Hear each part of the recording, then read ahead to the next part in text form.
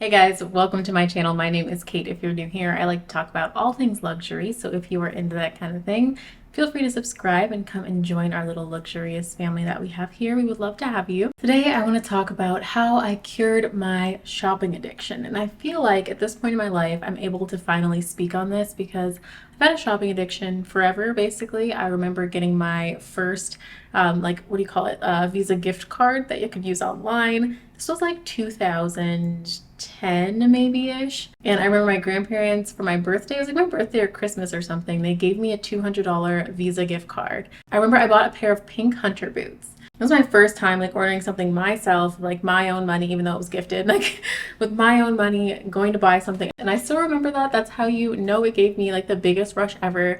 And online shopping has just been really a big thing in my life for a long time after that. But at some point, you kind of have to have control over yourself. And I used to think like if you just keep making more and more money, this can be sustainable. You can keep shopping, you can do what you want. You don't have to have that self-control. But that's not the right way to think about it. The right way to think about it is that you need to have control over things that you know are like addictive to you. I was shopping an unhealthy amount. My life was revolving around it a couple years ago. And I had to make some sort of change, not only so that I could, still have money, but but also to feel better. Because I feel like I always had this like guilt about spending too much, of ordering too much, buying too much. When I get packages, I would feel guilty. And if the whole thing's not fun anymore, then like what's the point? What's the point? You're just spending money just to spend money. I would not be where I am now if I didn't get that stuff under control. Like I had a extreme shopping addiction for very expensive luxury things. And while yes, I can buy luxury things, I don't buy nearly as many as I used to. I was out of control like 3-4 years ago. And now I'm in a much better place, so I really want to talk about it. So I've seen tons of these videos over the years, and I really wanted to make my own because I have some different things to say. I hear a lot of the same thing in these videos, which is good, like unfollow influencers who make you want to spend money, like write out a budget your money well, like all of that stuff I've heard a lot of. And I wanted to share some other tips too for people who that just doesn't work. I'm not really like excited to spend money based off of what I saw an influencer post or based off what I saw somebody else post. Like that's not really like a trigger for me to spend money. And a budget, like I'm not gonna listen to a budget. Like what is a spreadsheet gonna tell me? Like I will override the budget because I am not the same person anymore who made that budget last week or whenever I made it.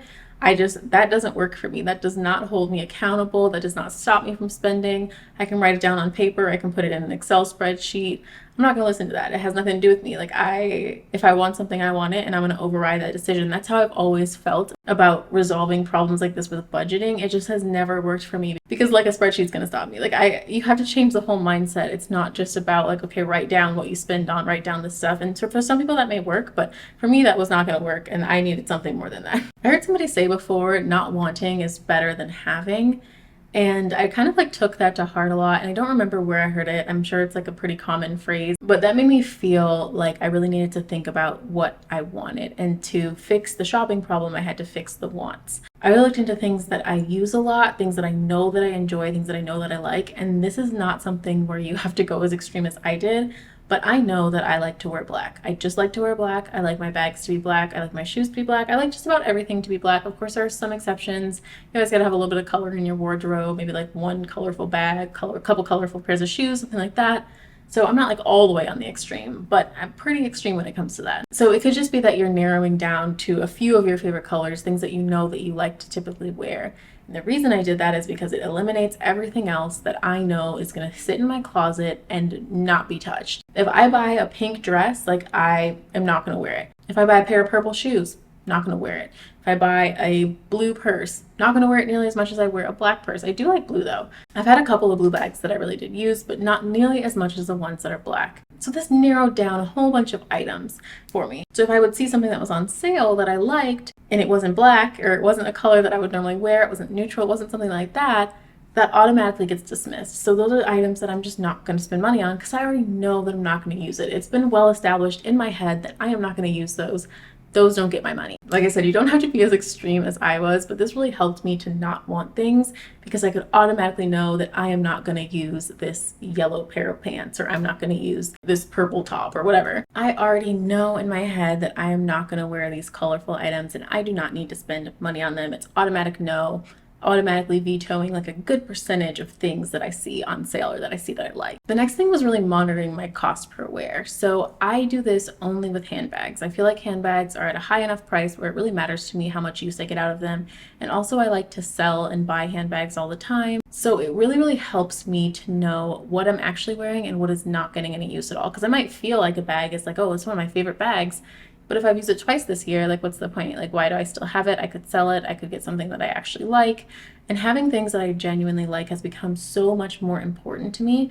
And I feel like focusing on that just does not allow like any just junk, any extra stuff, any bags, any shoes, anything that I don't actually genuinely enjoy owning. It has to go. Like the focus on actually having things that I love that bring me joy. We all know the Marie Kondo method. Having things that I really love helps me so much to help me not bring other things into my home. Going along with that too, I like to think about how it's going to feel to move that extra stuff. If I'm thinking about buying like $200 worth of stuff from a fast fashion website or something like that, if I was looking into that, maybe that's like 10 items, 15 items, I don't know, $300, $200, whatever it is. Like if I'm bringing like 15 new clothing items into my home, I have to think about the last time that I moved. I've been moving like almost every year for the last, I don't know how long. I have to think about what it was like the previous time that I moved and I got rid of so many clothes. So I donated a lot of clothes. Just getting rid of stuff was just it felt so wasteful to me. It felt very wasteful because even when you're donating clothes, a lot of that stuff still ends up in a dumpster somewhere, in a landfill somewhere. It's not like all of those clothes get to go to people who need clothes. There's just still a big amount of waste that happens with donated clothes. So it felt really wasteful to me and it felt bad. It felt negative. It felt like I had been just buying things that I didn't need, getting rid of things. Like it felt bad to me. And I don't want to feel that way again the next time I get ready to move, cleaning out my closet, going to pack things, realizing that I have things in there that are not worth packing. And that really helps me just helps me let go of my cart, walk away. It makes it very easy to make that conscious decision and that conscious choice to not spend money on junk. The next one may apply to you, it may not, but I have lived in apartments like all my adult life. I've had quite a few studio apartments. Now I'm in a 2-bedroom apartment, but I share my space with my partner. So I still only have my closet. It's not like I have like a ton of space. So I am limited when it comes to space. And I pretty much always have been, like besides my childhood home. Like outside of that, I've been limited for space like all my adult life. I really have to think about how much space something is going to take up. Do I have the space for it? If I have to like stack stuff on top of each other and then I never actually see it, am I actually going to wear it? Am I going to use this item? I have to think about where it's going to go. And if you have like 4,000 or 5,000 square feet or something like that, you may not have this issue, but also think about the fact that if you don't fill up that extra spare bedroom with stuff, you have a spare bedroom to do stuff in now. You can do whatever you want with it. Anyway, the next one is knowing your lifestyle. Like I cannot emphasize this enough. I've heard people talk a lot about, especially on YouTube, I've heard people talk a lot about buying things for your fantasy self. So basically buying things for this version of you that you see like a year from now, going to all these parties, all these events, all this stuff that you need all these shoes, you need all these clothes to go to this fancy stuff that you've never actually been to before, or maybe you've gone to a couple times in your life, but it's not a consistent thing. That is advice that really stuck with me because it's so true. I don't go to a lot of events. I don't go to a lot of like formal parties. Like why would I need to continue to buy dresses? And if I do go to an event, if I do go to something where I need to dress up, I tend to wear something pretty similar. Like I tend to wear like a nice black dress. I have enough of those. I have a lot of those actually. Most occasions that I could go to, except for a white party. I found this out last week because I saw that somebody was having a white party, and even though I couldn't go, I was like, dang, I'm not prepared for that. That is one event that I'm not prepared for. But guess what? Labor Day was yesterday, so no white after Labor Day, no more white parties, I don't think. So we're good until next year. But anyway, other than that, I'm prepared for most occasions. I don't need to buy an outfit for a specific occasion, especially one that does not exist yet. I know that people are out there buying outfits for things that they have not yet been invited to, things that they have not, that haven't even been thought of yet. Your future self is going to a gala at some point and wearing that dress that you found on sale. What gala? Because it doesn't exist yet. We can't keep buying things for things that don't exist yet. Like we cannot keep doing that. The fantasy self thing is just has to go. I can't do it. The next one might sound counterproductive, but I tend to be a very obsessive person. If I find something that I really like, I'm okay with purchasing multiples. This dress, for example, I have like 4 of these because it's a plain cotton dress. It's like a ribbed cotton dress.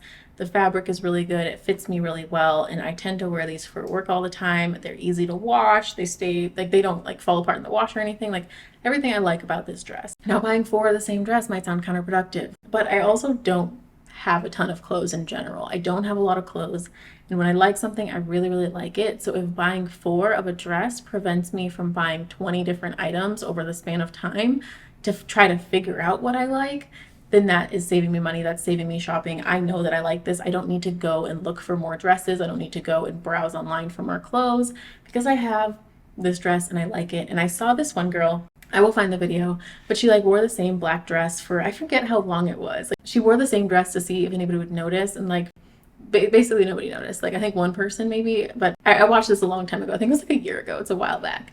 And that really just spoke to me because I'm like, oh, I can have a uniform and that's just fine. So like my weekday uniform tends to be this. I tend to look like this most of the time. If you go back in my videos, you will see that I tend to wear either something like this or athleisure wear, which is usually the same Lululemon jacket with a sports bra underneath.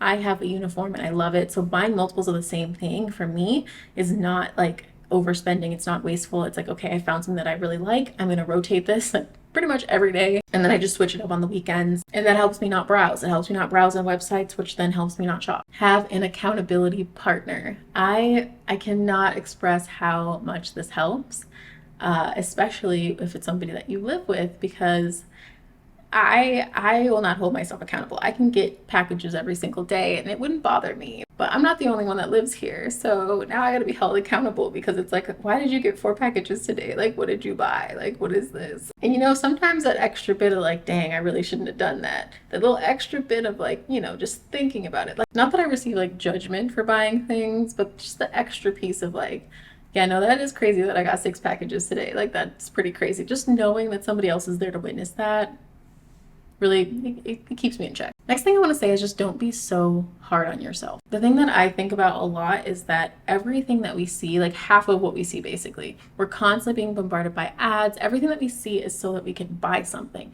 It's all geared to make you want to buy something, to make you want to spend money on something, to make you feel like you need something or that you're inadequate without something. If you're constantly getting pressure to spend money and you do spend money, that's not weird. That doesn't make you like a bad person with a huge problem. That just means that you're human and you're influenced by things that are supposed to influence you. They're built by people whose whole careers are to influence you. And I don't just mean like internet influencers. I mean people who are making billboards, TV commercials, like ads that are everywhere that you go. When you're pumping gas, you got an ad playing next to you. There's always pressure to buy something. You're just human, and it's just a thing that you probably gotta learn how to control. I also like to give myself room to buy things that I really, really want. If I think about something for a long time, I'm gonna go ahead and buy it. Like, every little thing doesn't have to be about saving money. Everything doesn't have to be about not shopping. Like, I don't consider myself like a minimalist, but I do have some minimal tendencies, I guess. But I'm not gonna deprive myself of something that I want.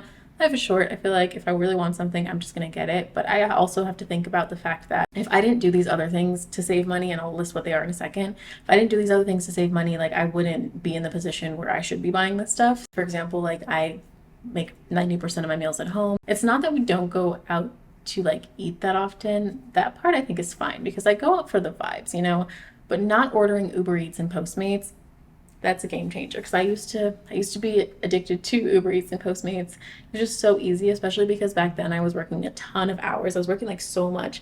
I'd work from like 6 a.m. to like 8 p.m. sometimes, and the easiest thing to do is to just order food while I'm driving home from work so that it will be there when I get home. Now my lifestyle is not like that anymore. My hours are a lot easier and I work from home, so I have no excuse and no reason to do that, and that is a big part of why I don't spend a lot of money on that food side. Anything that's like not super important to me, I don't really spend money on.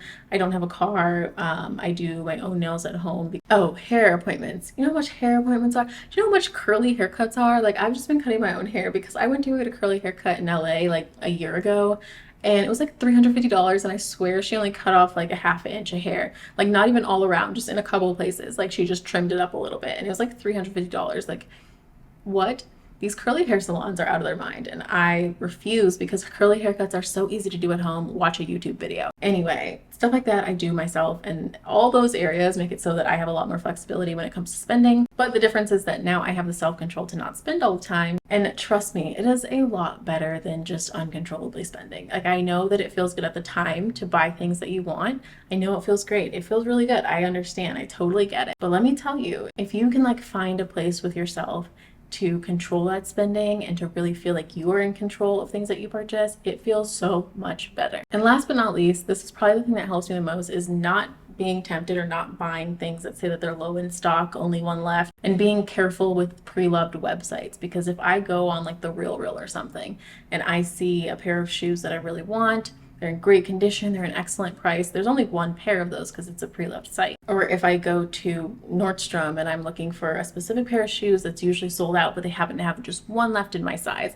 I'm going to be way more inclined to buy it than I am if I'm just going to go and browse for something that's always in stock. That in stock item, I can wait and I can think about it. I can say, put money toward it. Like, I can really have a thought process that goes behind it. And like, there's like an 80% chance I will just forget about it and never buy it. But with that only one left in stock and like the pre-loved websites, I have to be careful with those because that really gets me. Like, that is one where it's like, okay, I don't have as much self-control, and I know that. So I have to be conscious of that every time I am browsing, every time I'm shopping, every time I'm looking at something, and I don't allow myself to do that on impulse. Okay, this video is getting kind of long, so I'm going to end it here. I really hope that you enjoyed this, and I hope that it was helpful. I love watching videos like this. If you liked it, please give it a thumbs up and subscribe to my channel if you want to see more videos like this one. Also, if you want to follow me on Instagram, I'll put my Instagram on the screen. I am very active there. And I just uploaded an apartment tour video. That was my most recent video, so if you want to go check that out, stick around, stay on the channel, check it out. Thank you so much for watching, and I will see you in the next one. Bye, guys.